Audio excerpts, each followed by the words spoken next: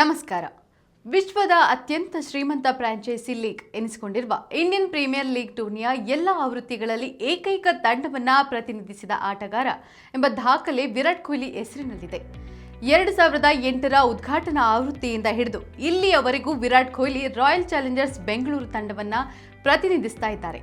ತಮ್ಮ ಐಪಿಎಲ್ ವೃತ್ತಿ ಜೀವನದ 18 ವರ್ಷಗಳ ವಿರಾಟ್ ಕೊಹ್ಲಿ ಆರ್ಸಿಬಿ ಜೊತೆ ಕಳೆದಿದ್ದಾರೆ. ಇದೀಗ ಅವರು ಆರ್ಸಿಬಿ ಅಭಿಮಾನಿಗಳಿಗೆ ಆಘಾತಕಾರಿ ವಿಷಯವೊಂದನ್ನ ಬಹಿರಂಗಪಡಿಸಿದ್ದಾರೆ.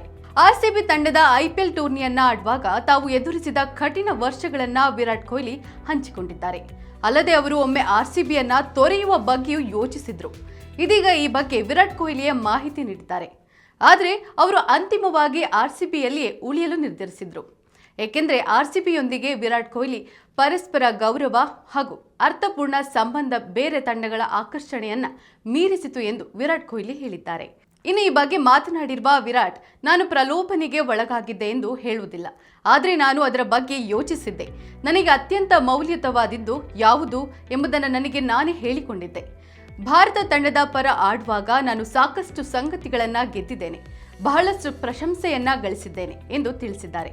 ಇನ್ನು ಮುಂದುವರೆದು, ಆ ಸಂದರ್ಭದಲ್ಲಿ ನಾನು ಒಂದು ನಿರ್ಧಾರವನ್ನ ತೆಗೆದುಕೊಳ್ಬೇಕಾಗಿತ್ತು.